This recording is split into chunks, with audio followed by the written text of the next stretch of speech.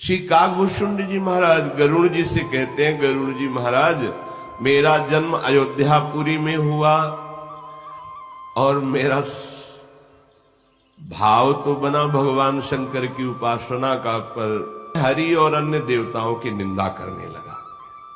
भगवान शंकर की आराधना, यद्यपि जन्म परम पावन अवधपुरी में हुआ और उस समय कलयुग चल रहा था, जैसे इस समय कलयुग चल रहा है। वो बड़ा ही धर्म विरुद्ध आचरण करने वाला। कल आप सुने, मनुष्य प्रायः कलयुग में रोगों से इतने पीड़ित होंगे कि भोगों की प्रबल इच्छा और भोगने की सामर्थ्य नहीं। कैसा भारी दंड! शरीर रोग ग्रसित, इच्छाएं भोगों में, सामर्थ्य बिल्कुल नहीं। इसी प्रगट में दुर्गति, प्रगट में दुर्गति। बिना कारण अभिमान करते हुए, बिना अपराध के भी उसको दंड देना, विरोध कर दे। बहुत थोड़ा जीवन घमंड ऐसा मानो अमर हो गए। ऐसा कलयुग के प्राणी कैसे होंगे? शरीर रोग ग्रसित, भोग वासनाओं की धूम मची हुई अंदर से, और भोगने की जो प्रबल इच्छा है और सामर्थ्य नहीं है, जल रहा है बैठे बैठे। अभिमान इतना कि साक्षात मैं ही काल हूं, सबको दंड दूंगा। जरा सी बात पे लड़ जाना, पीट देना, हिंसा कर देना। आप आश्चर्य मानेंगे, कंडा होते ना गोबर के, 5 कंडे उठा लिए किसी ने, मार डंडे और फिर जेल गए, लाखों रुपया लग गया। 5 कंडे की कीमत क्या थी? अरे भाई कोई गरीब आदमी 5 कंडे उठा लिए, रोटी बनाएगा जाके, खाएगा जाके, क्या परेशानी हो गई? अभिमान, सोच, ये कलिकाल मलिन कर देता है। आयु बहुत कम, अभिमान ऐसा मानो कल्पांत में इनका नाश नहीं होगा। कलिकाल ने ऐसा बेहाल कर डाला। कलिकाल बिहाल किए मनुजा, नहीं मानत को अनुजा तनुजा। नहीं तोष विचार न शीतलता, सब जाति कुजाति भय मंगता। ईर्षा पुरुषाक्षर लोलुपता, भरी पूरी रही समता विगता। सब लोग वियोग विशोक है, वर्णाश्रम धर्म आचार गए। हे गरुड़ जी, जब कलिकाल का स्वरूप बढ़ा तो जो नहीं होना चाहिए वो हो गया। बेहाल कर दिया मनुष्य को। पिता अपनी पुत्री को भी, भाई अपनी बहन को भी, ये सब भेद मिट गया। इतनी बुद्धि भ्रष्ट हो गई कि जिनका पोषण करना चाहिए उनका शोषण करने लगे। अब कहां जाए, भाग के कहां जाए? जो रक्षा करने वाले वही शोषण करने लगे। कलिकाल ने ऐसी बुद्धि भ्रष्ट कर दी। ये जो लिखा है तो कुछ कुछ सुनने को मिलने लगा। अभी तो 5000 वर्ष के कुछ ऊपर ही वर्ष हुए हैं। 4,32,000 वर्ष की आयु है कलयुग की। थोड़ा और उठ के चलने दो। अभी तो ऐसा मान लो 4,32,000 में के घुटने के बल ही चल रहा है। थोड़ा खड़ा होकर के चलने लायक हो, फिर देखो इसका और आतंक। कलिकाल बिहाल के मनुजा, नहीं मानत को अनुजा तनुजा। ये बेटी है, ये बहन है, इसकी रक्षा करना हमारा कर्तव्य है, हमारा धर्म है। ऐसा कुछ नहीं रहेगा। किसी में संतोष नहीं दिखाई देगा, विवेक नहीं दिखाई देगा, हृदय में शीतलता नहीं होगी। कौन क्या कुछ नहीं, बस सबके हृदय में ईर्ष्या बढ़ेगी। बोलने में कड़ुआ वचन ज्यादा प्रिय लगेगा बोलने में। सब कार्यों में प्रधानता लालच की होगी अंदर से। क्षमता कहां गई पता नहीं चलेगा। सब लोग शोक और संकट ग्रस्त रहेंगे, अशांति, भारी अशांति।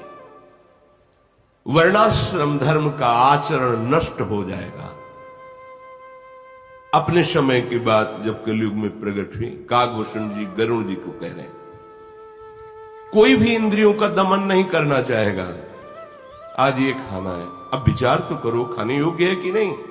नहीं तो फिर नहीं खाना, उपवास कर लेंगे, अभक्ष्य पदार्थ थोड़ी खाएंगे। जिन रसोई में, जिन पात्रों में मांस रांधा गया, उसमें चाहे आप बिल्कुल खीर, पूड़ी, कचौड़ी, रोटी, सब्जी सात्विक बनाए तो भी वो अभक्ष्य पदार्थ के समान ही आपकी बुद्धि को भ्रष्ट कर देगा।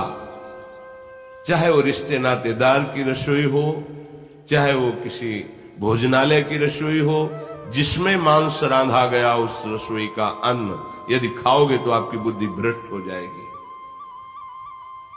सात्विक आहार जब नहीं तो बुद्धि का विचार सात्विक कैसे हो सकता है। तो कोई इंद्रियों का दमन करे, कोई दूसरों को अपने कमाए हुए धन से सुख पहुंचाना, जैसे बीमार पड़ा हुआ कोई सेवा करने वाला नहीं, करो, भगवान प्रसन्न हो जाएंगे, 1 का लाख देंगे, मान लेना हमारी बात। लोग कहते हैं कि मैं कैसे धनी बन जाऊं, कि हम उपाय बताते हैं आपको। अगर आप किसी भी अनाथ, गरीब, असहाय, चाहे वो पशु, पक्षी, मनुष्य कोई भी हो, आप इसकी सेवा का व्रत ईमानदारी से ले लीजिए, गौ सेवा, साधु सेवा, ऐसे जन जिनको, तो आप देख लीजिए आपका धन कैसे बढ़ता है। पर 2 दिन में ना देखिएगा, दीर्घ काल तक कीजिए और आप ऐसे धनी बन जाएंगे कि आप तृप्त हो जाएंगे। आपका हृदय कहेगा कि अब कछुनाथ न चाहे मोरे, लौकिक पारलौकिक सब सुख मिल जाएंगे। पर दिशा हमारी गलत हो गई। धनी बनना चाहते हैं लेकिन दूसरों को लूट के, दूसरों को दुख पहुंचा के, दूसरों की हिंसा करके, ये कोई धन कमाने का, सुखी होने का तरीका है? दूसरे के पुत्र का अपहरण कर लिया, अपने पुत्र को सुख पहुंचाने के लिए धन चाहिए, अपने मन को, अपने तन को सुख पहुंच, सर्वनाश हो जाएगा। समय का इंतजार करो। बार बार कह रहे हैं कि हमारे मालिक का बहुत बड़ा ऑफिस है, इसमें थोड़ा रजिस्टर मुकदमा लंबा चलता है, और जिस दिन फाइनल पे आएगा तो फिर ब्रह्मा भी नहीं बचा सकते तुमको। इसीलिए कुछ अज्ञानी जन जैसे पापाचरण कर रहे हैं, अपराध कर रहे हैं, तो कुछ परिणाम तो समझ में आ नहीं रहा तत्काल। उनको लगा कुछ नहीं हुआ ना, कुछ नहीं हुआ, वो हिसाब बढ़ रहा है मैं ब्याज सहित। और जिस दिन लागू होगा, तो जैसे सालों से जेल में बंद है, फिर 10 दिन पहले सूचना हुई कि सुनो 10 तारीख को 12 बजे तुम्हें फांसी दी जाएगी। अब हर मिनट फांसी लग रही उसकी, हर मिनट। उसको पता नहीं था, पर जब फाइनल आया कि 10 दिन बाद तुम्हें इतने बजे फांसी दी जाएगी, और हर मिनट फांसी लग रही है। फांसी का कष्ट तो एक बार, लेकिन उतने समय में उसको जो कष्ट हो रहा है, ये तो हुआ यहां का कानून। लेकिन पूरा हिसाब नहीं हुआ, पूरा हिसाब होगा बड़ी ऑफिस में, वहां से फाइनल इसको भी काटा जाएगा कि आप इतने वहां भोग चुके, अब आइए यहां पवित्र होइए। बहुत सावधान, ये मत सोचो कोई तुम्हें देख नहीं रहा है, कलिकाल है, सब चलेगा, नहीं चलेगा। समय आने दो, समय, फिर तुम देखना काल बहुत बलवान है। इसलिए ऐसा विचार मत करो तुम कि कोई दंडदाता नहीं, अरे कुछ नहीं, सब नाटक है, ऐसा मत मानो। क्योंकि जब आपको परिणाम आएगा तब आप भले पवित्र आचरण करने वाले हो, उस समय क्षमा नहीं होगा, ध्यान रखना। तभी अपने लोग देख नहीं पाते, तो लगता है ये बेचारा अभी तो बच्चा ही था, ऐसा कौन सा इसने पाप किया, भगवान के यहां न्याय नहीं है, ऐसा बोलने लगते हैं। तुम तो देख रहे हो बच्चा, लेकिन वो तो देख रहे ना कि बहुत पुरातन है, पोशाक नहीं पहरा दी है, लेकिन अब आ गया है समय उसको दंड देने। तो शुरू हो गया दंड विधान। अब चाहे गर्भस्थ हो, चाहे बाहर हो, चाहे जवान हो, चाहे बूढ़ा हो, जिस समय हमारे भागवती कानून के हिसाब से दंड प्रारंभ होगा तो कोई औषधि काम नहीं करेगी, सामने से कोई अनुष्ठान काम नहीं करेगा। हाँ, उससे बड़ा अनुष्ठान हो जाए तो भले उस प्रारब्ध को रोक दे। इंद्रियों का दमन करने की बात नहीं, मान मानी आचरण, न शास्त्र का शासन, न भगवान का भय, न धर्म का भय, बस इंद्रियों को दुलार करना। हम धनी बनना चाहें, सच्ची बात कहते हैं, लौकिक पारलौकिक दोनों धन, इह परलोक सकल सुख पावत, मेरी सुभैया कृष्ण गुण संचु। राधा राधा बोलते हुए दूसरों को सुख पहुंचाने के बाद पक्का पक्का आप हर तरह से सुखी हो जाएंगे, पर मानने के लिए तैयार नहीं ना। अगर आप इस बात को समझ पाए, मिल गए बिहारी जू, अन्य कोई साधना नहीं संतों की से। तुम दूसरों की सेवा की भावना करो।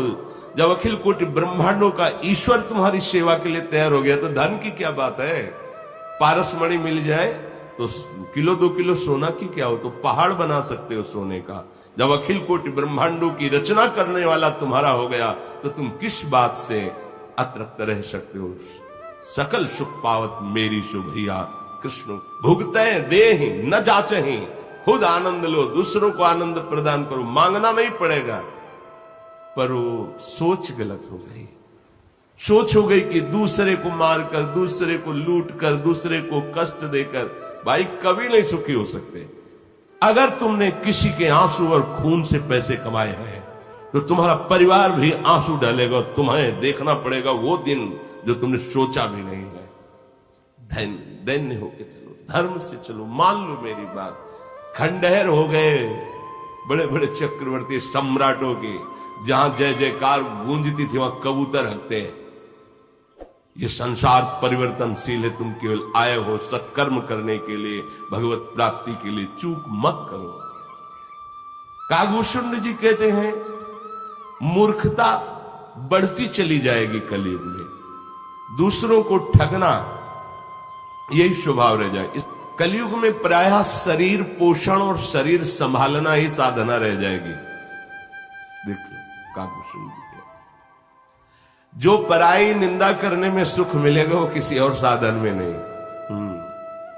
जहां बैठे 4 लोग बस शुरू निंदा, किसी एक का गुण वर्णन करके फिर 50 की निंदा कर देना, सब गया तुम्हारा साला सुकृत नष्ट हो गया। पर निंदा के कीते आवत नहीं कछुहार, मूर्ख पर्वत पाप को ले चल। बहुत सूक्ष्म निंदा है महाराज। ये आती स्वर्ग में बहुत काल तक। एक दिन देव सभा में ये हुआ कि इनके पुण्य ही नहीं नष्ट हो रहे, बड़े सुकृतवान है। वहां एक माला पहनाई जाती है, जैसे जैसे सुकृत नष्ट होते हैं वैसे वैसे माला तेजहीन होती हुई मुरझाती है। बस जहां कुम्हलाई तहां समझ में आया अब ये भ्रष्ट होने वाला है, स्वर्ग से गिरा दिया जाएगा। भारी शोक उसको, वो विमान छिन जाएगा, अप्सरा छिन जाएगी, सुख सुविधाएं नष्ट हो जाएंगी। उनका माला कुम्हलाता ही नहीं था। सभा में बैठाल करके एक दिन पूछा गया, ये देवताओं की चाल थी, और वो समझ नहीं पाए कि आप जैसा पुण्यात्मा तो हमने अभी तक नहीं देखा। इतना समय हो गया स्वर्ग में भोगों को भोगते हुए, पर आपकी माला कुम्हलाई ही नहीं, और अभी पुण्य तो आपने कौन सा ऐसी साधना की। बस शब्द निकल गया अहंकार।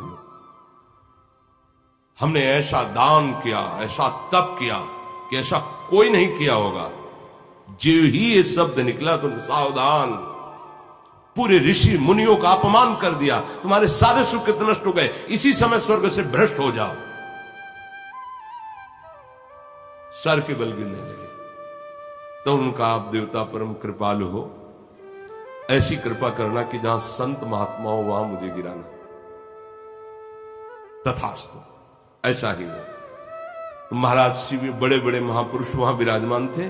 देखा कि तेजों में जैसे तारा टूटता है ना, कोई आ रहा है, तो उनका ये तो कोई स्वर्ग से भ्रष्ट हुआ पुरुष है। तो बोले क्या हम लोगों की दृष्टि में पड़ते हुए ये फिर दुर्गति को प्राप्त होगा? तो उनका मैं अपने सुकृत प्रदान करता हूं, तुम वहीं रुक जाओ। वहीं रुक गए। सबने सुकृत प्रदान किया, एक क्षण में फिर स्वर्ग में पहुंच गए, भूतल पर आने ही नहीं पाए। इसीलिए देवताओं ने जब, तो फिर इन्होंने भी भगवान की कृपा से मुझे, मेरी जो गलती हुई क्योंकि साधु समागम के द्वारा अहंकार नष्ट नहीं हुआ था, इसलिए गलती हो गई। अगर मुझे साधु समागम मिल जाए तो मैं अपनी दुर्गति को रोक सकता हूं, तो इसीलिए मांगा था कि मुझे संतों के बीच में गिराना, जहां गिराना। संतों ने गिरने ही नहीं दिया। अगर हम अपनी वाणी को सावधान नहीं रखते तो बहुत जल्दी पुण्य नष्ट हो जाते हैं।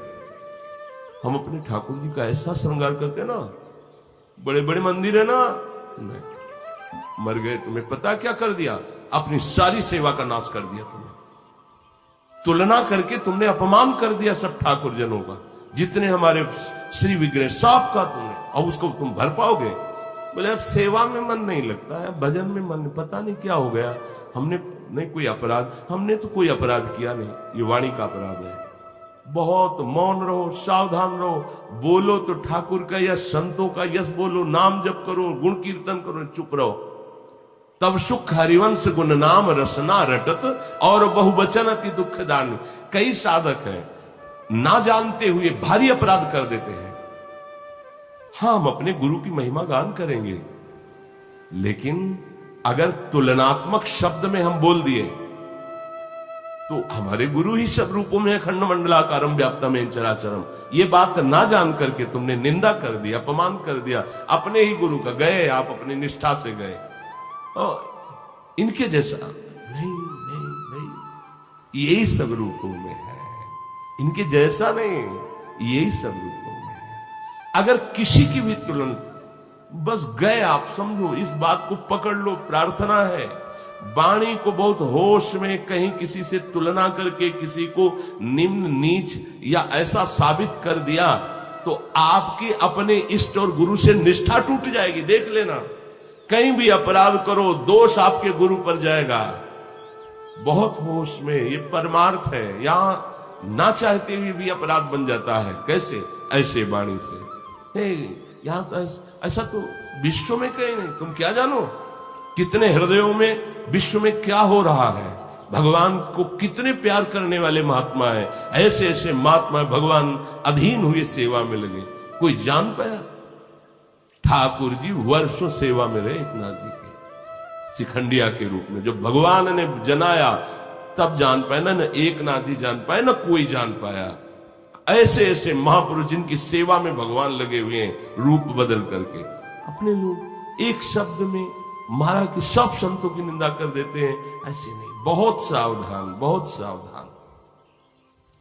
पर निंदक जे जग मोह बगरे, दूसरों की निंदा करने वाले बहुत मिलेंगे, सावधान।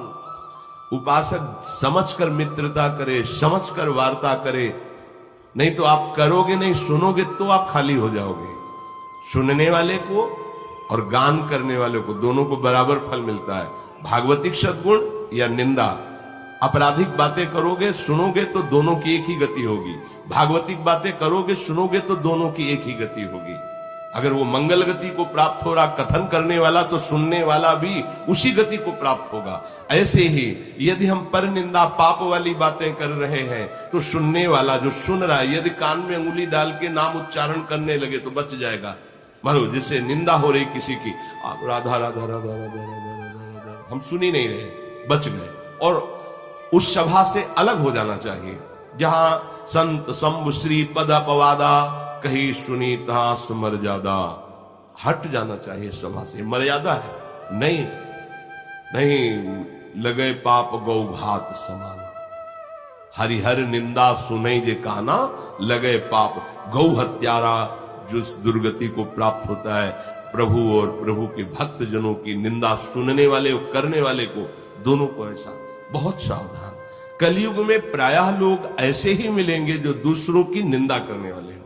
देखो, जो भगवत मार्ग में चल रहे हैं, बहुत संयम, जितना प्रभु बल दिए हैं उसके अनुसार वो चल रहे हैं। निंदक तो वो है, निंदा का पात्र तो वो है जो हमारा मन, हमारी इंद्रिया भोगों में जा रही, प्रभु से बेमुख है। इनकी हम निंदा करें अपनी, और शासन करके प्रभु में लाए, और जो प्रभु में चल रहे हैं उनमें कुछ त्रुटियां हो सकती, क्योंकि अभी प्रभु के मार्ग में चले हैं। अनंत जन्मों से तो माया का ही अनुसरण करते रहे। अगर प्रभु ने अपने शरण में ले लिया है, इतना सुधार किया है, तो करुणा में जो कुछ छोटे मोटे दोष रह गए हैं वो भी सुधार देंगे। बड़े करुणा में है। आप निंदा करके अपने को नीचे मत गिराइए। आपको अगर लगता है कि ये सुधर जाए तो प्रभु से आप भी प्रार्थना कीजिए, प्रभु ये जन है, अगर इसका ये दोष नष्ट हो जाए तो नाथ ये आपका दिव्य पार्षद बन जाए, प्रभु मेरा भी भजन इसमें लग जाए और ये आगे महान आपका दास बने, तो इसका भी आपको पुण्य मिलेगा। आपका भजन जो दिया ना वो कई गुना बढ़कर फल देगा। पर वो कोई हिम्मत वाला ही, हृदय वाला ही सोच सकता नहीं, लगे अपना भजन इनको दे दे, फिर हमारा क्या होगा। और जब अपना भजन दे दोगे तो कई गुना बढ़कर के भजन आपके, क्योंकि आपकी सद्भावना बन गई ना, तो भगवान रीझ जाएंगे। पर ये अध्यात्म समझना कठिन है। हे सर्पों के शत्रु गरुण जी, क्या हम आपसे कहें, कलयुग में मनुष्य शरीर प्राप्त करके लोग पाप ही इकट्ठा करने लगते हैं, अवगुण ही अवगुण करने लगते हैं। किंतु कलयुग में एक सबसे बड़ा गुण है जो बिना परिश्रम के पाप नष्ट करके भवबंधन से छुड़ा दे। कृतयुग त्रेता द्वापर पूजा मखर जोग, जो गति होई सुकली हरि नाम ते पावहि लोग। कृतयुग सब जोगी विज्ञानी, करी हरि ध्यान तरहि भव प्राणी। त्रेता विविध यज्ञ नर करहि, प्रभु ही समर्पी कर्म भव तरहि। द्वापर करी रघुपति पद पूजा, नर भव तरहि उपाय न दूजा। कलयुग केवल नाम आधारा, सुमिरी सुमिरी नर उतरहि पारा। कलयुग केवल हरि गुण गाहा, गावत नर पावहि भव थाहा। हे गरुड़ जी महाराज, कलयुग का एक बहुत बड़ा प्रताप भी है। सतयुग में, त्रेता में, द्वापर में जो गति ध्यान से, यज्ञ से, पूजा से होती है, वो केवल नाम जप से कलयुग में हो जाती है। कृतयुग अर्थात सतयुग, इसमें सब योगी होते थे, सब अनुभवी महापुरुष, तत्व अनुभवी। इसलिए वो निरंतर स्वरूप ध्यान में मगन होकर जीवन मुक्त हो जाते थे। त्रेता में विविध प्रकार के भगवान की यज्ञों का यजन करके नारायण हरि को प्राप्त करना, प्रायः सब भवसागर से पार होते थे। द्वापर में पूजा का विस्तार करके भगवान की आठों पहर पूजा में लगे रहना। पर कलयुग में तो केवल एक ही उपाय है, भगवान के गुणों का गान करते हुए उनका नाम जप करते हैं। निरंतर नाम जप तो भव समुद्र से पार। कलयुग में ना तो योग सफल हो सकता है, ना यज्ञ सफल हो सकता है, ना ब्रह्म ज्ञान, क्योंकि जो चाहिए वो सब लुटता चला जा रहा है। आहार की पवित्रता, व्यवहार की पवित्रता, ये सब नष्ट होती चली जा रही है।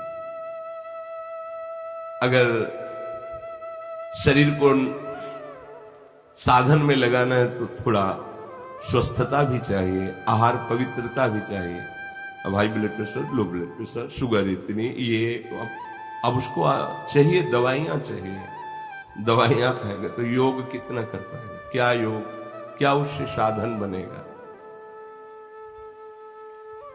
जिस ज्ञान के लिए हम ब्रह्म पदवी में स्थित होने के लिए साधना करते हैं, वो बल ही नहीं रह गया। सात्विक वृत्ति के द्वारा इंद्रिय और मन का दमन करके राग रहित तीनों शरीरों से हो जाना। पता ही नहीं तीन शरीर कौन है, अनुभव ही नहीं। तो ब्रह्म ज्ञान, ब्रह्म बोध बड़ा मुश्किल है। क्योंकि पवित्र आहार संयम इसका अभाव है। छोटे छोटे बालकों में दूषित भावनाएं आ गई हैं। कैसे आसन पे बैठ पाएंगे जब ब्रह्मचर्य ही नहीं है, नींव ही खराब हो गई तो साधना क्या योग की होगी। योगी योग कदम जो बढ़ाता है उसमें प्रथम बात होती है कि वो संयम धारण करे।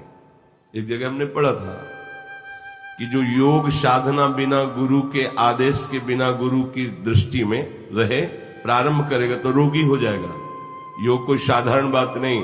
और अगर कहीं ब्रह्मचर्य क्षीण होने वाली बात है तो फिर योग में कदम न रखे। अब छोटे छोटे बच्चे हैं, उनको सब मोबाइल आदि का ज्ञान है, सब विषय सेवन की वृत्तियों का ज्ञान हो गया है। कैसे योग होगा कलिकाल, कैसे यज्ञ करेंगे हम। एक बीच में सुनने को मिला था घी में गाय की चर्बी, दूध वो ऐसे पाउडर वाउडर डाल के, क्या मतलब जिससे कपड़े धो जाते हैं, ऐसे उस दूध में मिला के वो बनाना, ऐसा बता रहे थे। ऐसा होता है तो आप सोचो, हम दूध, वही दूध पिएंगे तो हमारी आत्मा का क्या होगा, हमारे शरीर का क्या होगा, वो रोग ग्रसित हो जाएंगे। अच्छा, अब उनमें हम यज्ञ कैसे करें, कौन सा देवता भाग ग्रहण करेगा जब अपवित्र है, दूध अपवित्र, घी अपवित्र। जो धान्य पैदा किया जाता है उसमें जब केमिकल डाले जाते हैं, उर्वरक डाला जाता है, अपवित्र हो जाता है। गाय के गोबर से पड़ी हुई भूमि में जो खाद है उससे जो अन्न होता है वो पवित्र माना जाता है। कहा जब गाय को गोबर डाल के उपजाया जाता था ना, तो 6 मन 8 मन बड़ा बीघा जिसे कहते हैं, जिसमें इस समय 60 मन 70 मन अन्न होता है उर्वरक डाल करके। यज्ञ के लिए कौन सी सामग्री रह गई है जिसके द्वारा यज्ञ किया जा सके। हे गरुण जी महाराज, ध्यान, एक सेकेंड मन नहीं टिक रहा, इंद्रियों के साथ विचरण कर रहा, बिल्कुल बिजली की तरह दौड़ लगाए, ध्यान होगा। मन मानी आहार करते हो ध्यान कर पाओगे। वो अंग्रेजी में क्या कहते हैं ध्यान को, मेडिटेशन करो। ये बता रहे थे कि मेडिटेशन करते तो क्या, तुमको ये क्या होता है मेडिटेशन, बोले ऐसे। ये ध्यान के लिए बहुत संयम चाहिए। पहले आपके शरीर की, मन की अचंचलता शरीर। अब 2 घंटे से बैठे, कोई भी हलचल शरीर में कहीं भी नहीं, ऐसे ऐसे कुछ, प्राण बिल्कुल संयमित, मन शांत, अवश्य अपने लक्ष्य पे लगे। इष्ट में, नाम में मंत्राकार होती, बहुत समय तक आंख खुली है बंद है, शांत है। कितनी देर शरीर को आप केवल देखो, कितनी देर आप उठते बैठते चलते फिरते ध्यान करने वाले को नासाग्र दृष्टि रखनी है। बस जितने में चरण दिखाई दे रहे होते हैं नासाग्र, 10 मिनट करके देखो सर में दर्द होने लगेगा। क्यों? ब्रह्मचर्य ठीक नहीं। ये जितने भी दोष बताए गए कलयुग के, या जितने भी लौकिक गुण है, सब मायाकृत है। सुनो तात मायाकृत गुण और दोष अनेक, गुण या उभय न देखी, देखी स्व विवेक। विवेक की बात तो यह है कि न गुण देखो न दोष देखो, सब में भगवत भाव देखो। गुण दोष देखना ही मायाकृत अज्ञान है। हे गरुण जी महाराज, बिना श्री हरि के भजन के कोई इस माया पर विजय प्राप्त नहीं कर सकता। ये ऐसी गुण दोषमयी माया है कि बुद्धि में भ्रम पैदा ही कर देती है। तो पक्षीराज, मैं कई वर्षों तक अयोध्या में रहा, जन्म भी अयोध्या में हुआ था, बड़ा हुआ। एक बार वहां अयोध्या में अकाल पड़ गया, तब मैं विपत्ति का मारा भटकने लगा, दीन मलिन उदास, पास में कुछ नहीं रह गया, दुखी। तो मैं उज्जैन पहुंचा। उज्जैन में भगवान शिव का एक ज्योतिर्लिंग, उज्जैन्याम महाकाल, महाकालेश्वर भगवान वहां विराजमान, महाकाल शंकर जी। कुछ काल बीतने पर फिर कुछ संपत्ति प्राप्त हुई और मैं वहीं उज्जैन में रहने लगा। वहां भगवान शंकर की आराधना की। फिर मुझे ऐसा लगा कि मुझे कुछ लाभ नहीं मिल रहा है परमार्थ का। तब अंदर से वृत्ति आई कि गुरु का वरण करो। ये आराधना अभी तक जो हुई उसका फल क्या हुआ, अंदर से प्रेरणा हुई कि सदगुरु का वरण करो। अध्यात्म की ऊंचाई तक पहुंचने के लिए बिना सदगुरु के चाहे शिव विरंच सम हुई, गुरु बिनु भव निधि तरे न कोई। एक वहां ब्राह्मण भगवान के महान भक्त आते जाते रहते भगवान शंकर जी के मंदिर में, उनको देखता कि वो शिव आराधना कर रहे हैं। फिर देखा कि वो परम साधु, बड़े सरल चित्त और शास्त्रों के ज्ञाता, भगवान शंकर के उपासक और हरि के प्रेमी, कभी वो हरि की अवहेलना नहीं करते थे। मुझे लगा कि इनको गुरु बना लेना चाहिए, कोई आंतरिक श्रद्धा से नहीं, पर हां इनसे मंत्र मिल जाए बस इसलिए। तो तेहि सेवऊं मैं कपट समेता, दुज दयाल अति नीति निकेता, बाहिज नम्र देखी मोहि साई, विप्र पढ़ाव पुत्र की नाई, शंभु मंत्र मोहि द्विज बर दीन्हा, शुभ उपदेश विविध विधि कीन्हा, जपऊं मंत्र शिव मंदिर जाई, हृदय दंभ अहमिति अधिकाई।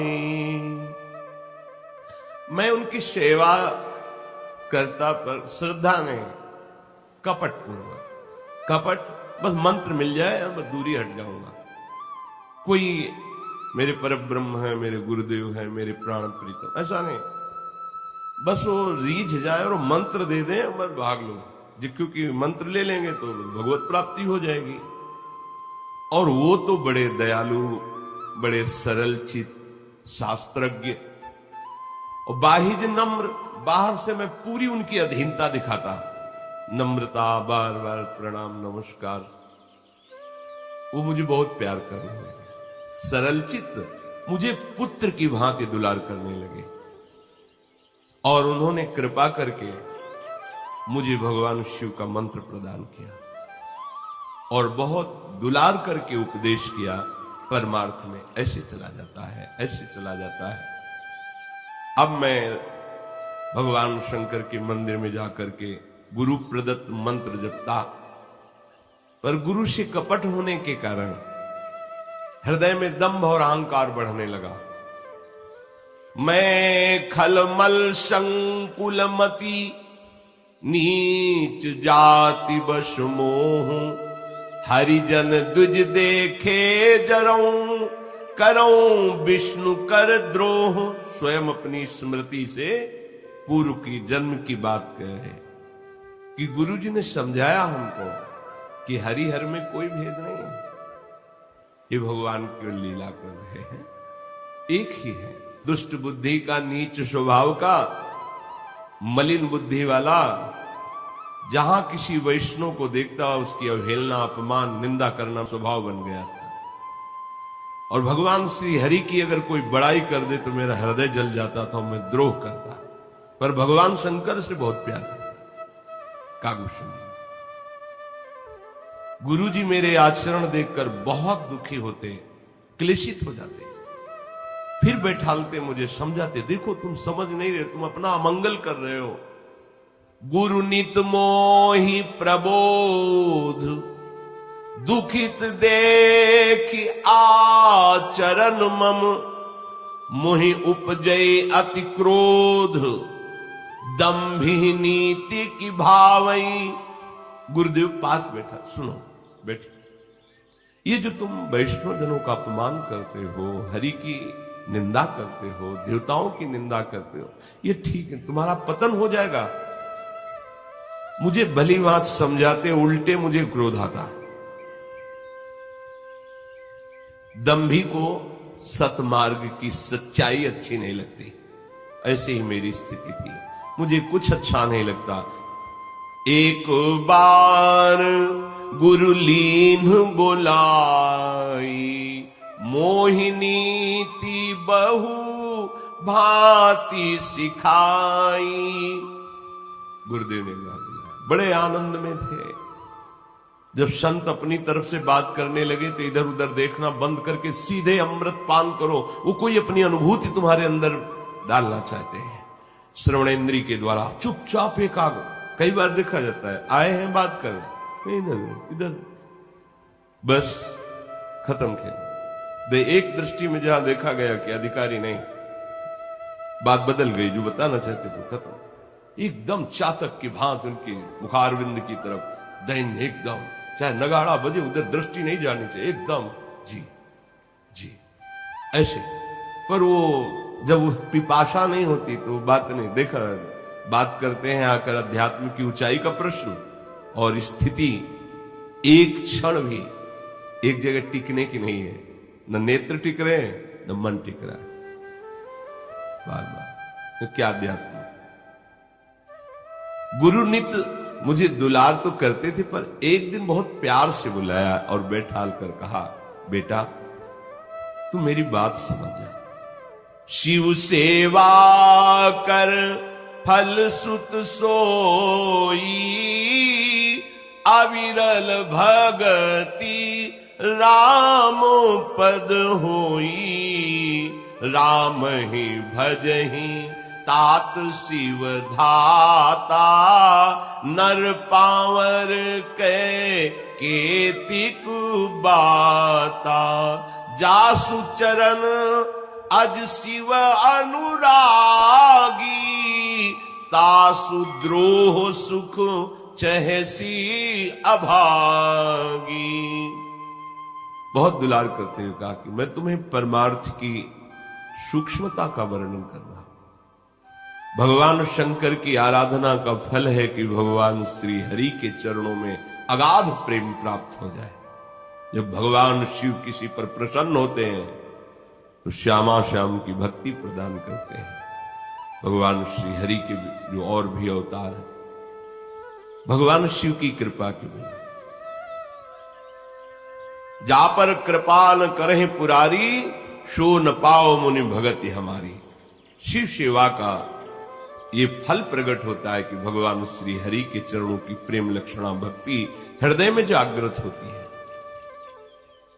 तात अर्थात बेटा तुम तो मनुष्य शरीर में।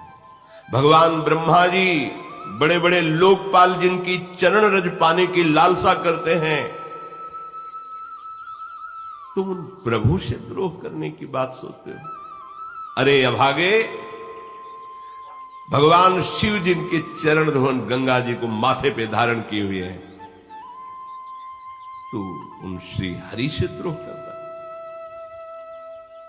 जब गुरुजी ने शिव जी को हरि का सेवक कहा, बस मेरा हृदय जल उठा। जैसे सांप को दूध पिलाए तो जहर ही बन जाता है, ऐसे कपटी और अधम स्वभाव वाले को मूर्ख हृदय न चेत, चाहे गुरु मिले बिरंच सम। उसको जितना समझाओगे वो ये नहीं समझ रहे मां जैसा इनका हृदय, वो ये समझ रहे मेरे में कुछ है ना।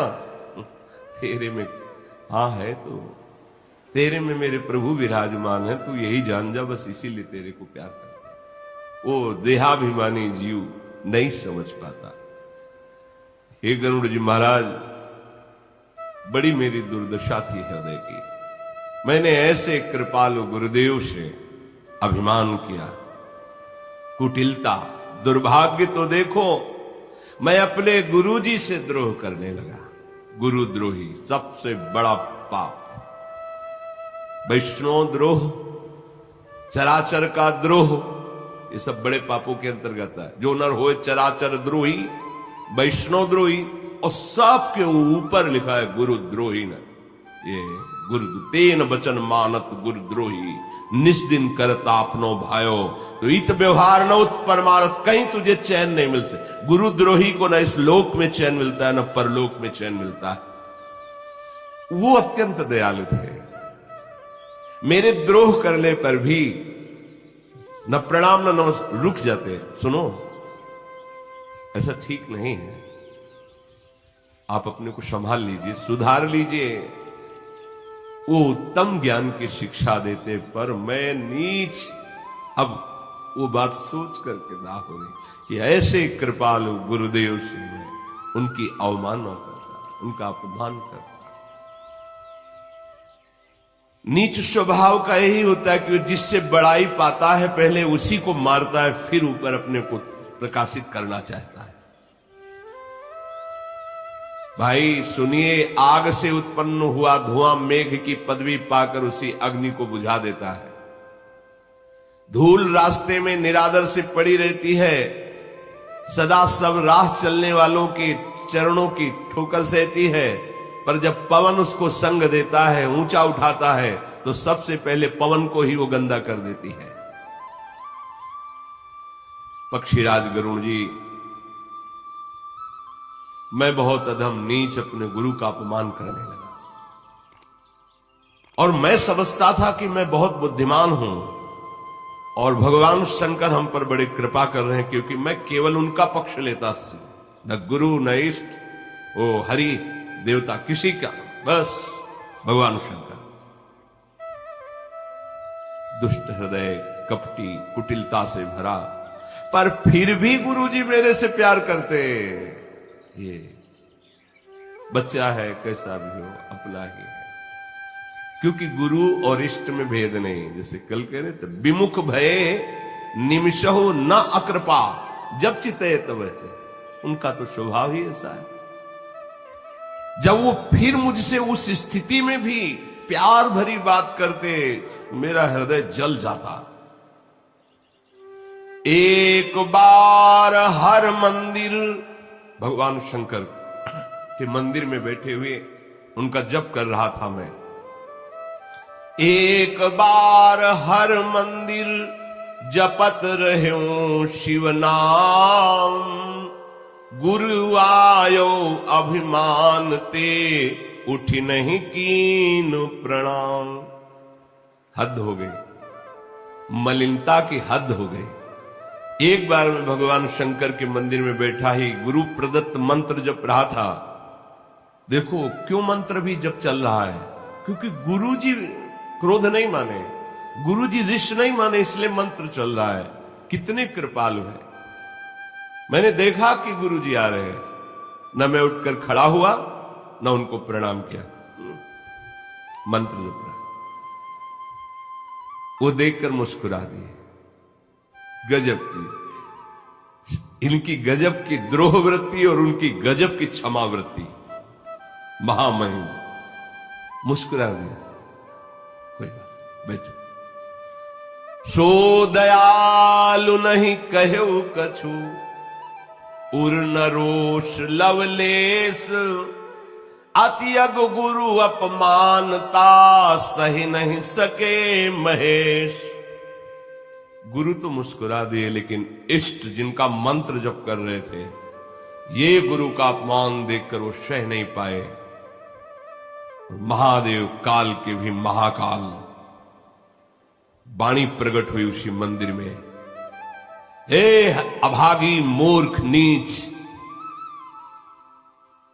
तेरे गुरु को किंचन मात्र क्रोध नहीं है, पर मैं तुझे क्षमा नहीं करूंगा। ये जो अपराध भक्त कर करई, राम रोष पावक सोच रही, जिनका मंत्र जप रहे हैं वही उनको दंड दे रहे हैं। देखो ऐसे मनमानी करने से कुछ नहीं होता। भगवान के भाव को श्री सूरदास जी ने एक पद में लिखा है कि भक्तन सो गर्व न करे। उस पद में लिखा है कि भगवान कह रहे कि जो मेरा नाम जप करे और भक्तों से गर्व करे, अभिमान करे, अपराध करे तो नरक जाएगा। कैसे? कोई मेरे चरणों को पूजे और गले को छुरी से काटे तो कैसा रहेगा? ऐसे ही मेरा नाम जप करे, मेरे भक्तों का अपराध करे, मेरे भक्तों की निंदा करे मंदिर मांझ भई नभबानी, रेहत भाग्य अज्ञ अभिमानी। यद्यपि तव गुरु के नहीं क्रोधा, अति कृपालुचित सम्यक बोधा। तदपि साप सठ देहो तो ही, नीति विरोध सुहाय न मोही। जो नहीं दंड करो खल तोरा, भ्रष्ट होई श्रुति मारग मोरा।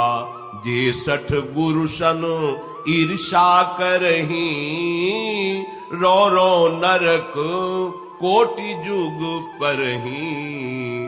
त्रिजग जोनि पुनि धरही शरीरा, अयुत जन्म भरी पावहि पीरा।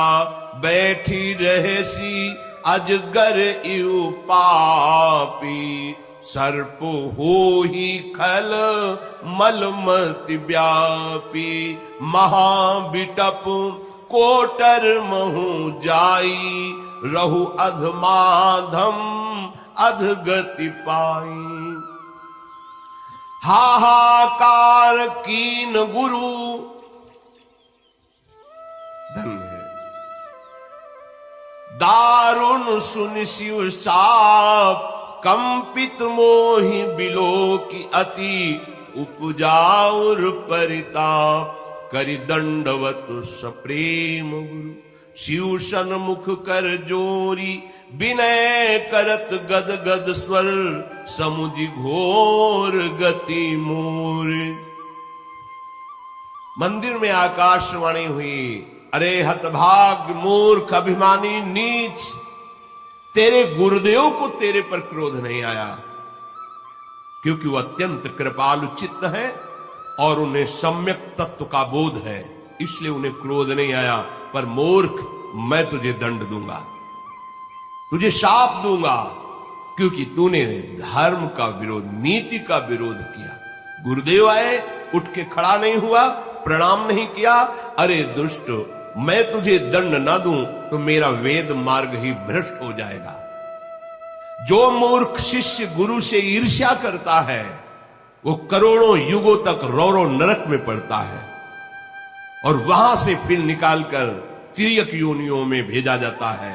10,000 जन्मों तक महान दुख भोगता रहता है।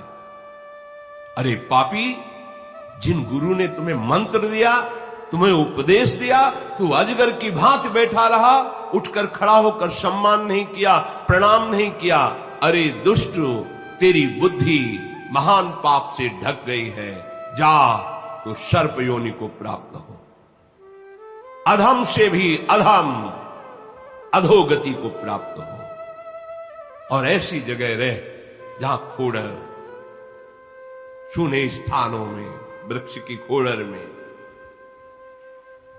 भगवान की वाणी सुनकर गुरुदेव तो कांप गए। गुरुदेव ने त्राहिमाम रक्षमाम, प्रभु नहीं नहीं प्रभु, ऐसा नहीं, अब तो मेरे होश उड़ गए, मेरा शरीर कांप रहा है। फिर गुरुदेव करुणा की दृष्टि से मेरी तरफ देखे और उन्होंने भगवान शंकर को हाथ जोड़कर साष्टांग दंडवत की और फिर गदगद वाणी से भगवान शिव को रिझाने लगे। गुरुदेव भगवान शंकर की स्तुति कर रहे हैं। फिर आगे जो चरित्र हुआ आगे, राधा वल्लभ लाल की